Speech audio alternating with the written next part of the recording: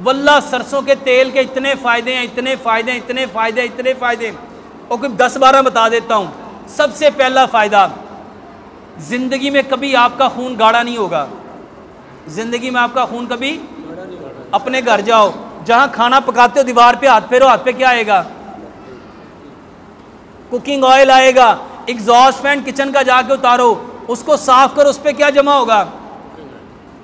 और जहां आप बर्तन धोते हो ना किचन के, उसके सिंक के पाइप को खोलो और उसमें क्या भरा होगा?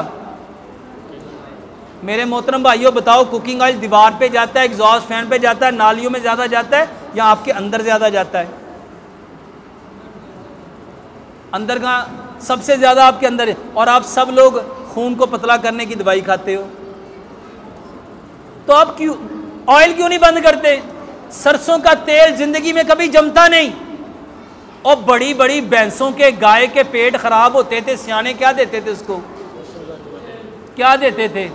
और वल्लाह आप सब लोगों के पेट खराब है, आपको क्या देने वाला हुआ है?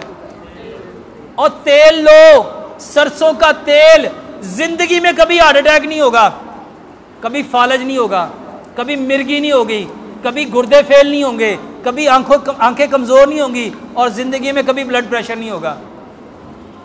पता है क्यों? क्योंकि सरसों कभी जमता।